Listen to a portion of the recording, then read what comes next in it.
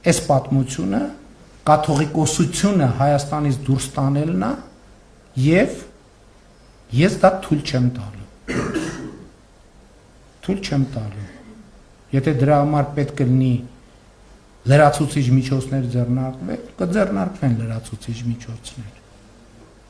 Այդ մարդկանց նպատակը կաթողիկոսությունը Հայաստանից հանելն է։ Էջմիածնի գանձերի հետ միասին։ Մենք դա թույլ չենք տալու։ Ավստրիայում կայանալիք եկեղեցական ժողովի վերաբերյալ Հայաստանի վարչապետ Նիկոլ Փաշինյանի այս հայտարարությունից մեկ օր անց դատախազությունը քրեական գործառույց ամենայն հայոց կաթողիկոս Գարեգին II նկատմամբ։ Կաթողիկոսը մեղադրվում է դատական ակտի կատարմանը խոչընդոտելու մեջ, արգելվում է նրա ելքը երկրից։ Այս մասին հայտնեց Գարեգին II փաստաբան Արա Զոհրաբյանը։ Եվ այս գործողությամբ, ինչպես նաև Վեհապար Հայրապետի ելքի արգելք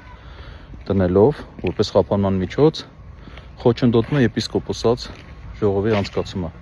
Ինչու՞մ է մեղադրվում կաթողիկոսը։ Մասյացոտնի թեմի կարգալույծ արված առաջնորդը Գևորգ եպիսկոպոս Սարոյանը, աշխարհիկ անունը Արման Սարոյան, շաբաթներ առաջ հայց էր ներկայացրել դատարան ընդդեմ մայրաթոռի որոշման, պահանջելով իրեն վերականգնել թեմի առաջնորդի պաշտոնում։ Դատարանը շատ կարճ ժամանակահատվածում նիստ էր գումարել եւ որոշել, որ Սարոյանը պետք է վերականգնվի թեմի առաջնորդի պաշտոնում, մինչեւ գործով վերջնական դատական նիստի կայացումը։ Իրավական ոլորտի մասնագետները ահազանգում են, որ Հայաստանում դատարանների ծանրաբեռնվածության պայմաններում դատական որոշման նման արագությունը աննախադեպ է։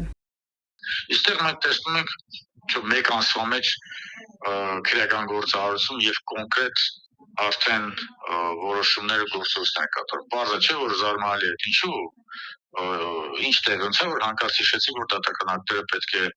կատարել կամ կատարումը ապահովել։ Կաթողիկոսը Սարոյանին պաշտոնից ազատել էր հունվարի 10-ին։ Սարոյան այն 10 եպիսկոպոսներից է, որոնք վարչապետ Նիկոլ Փաշինյանի հետ փաստաթուղթ են ստորագրել եւ պահանջում են կաթողիկոսի հեռացումը։ Իրավապաշտպան Ժաննա Ալեքսանյանի խոսքով իրավապահ համակարգն ամբողջությամբ ենթարկվում է վարչապետի հանձնարարականներին։ Ուղղորդում է մենք մեր իրավապահ համակարգը մեռած ոչ մի ինքնուրույն քայլ։ Սա վարչապետը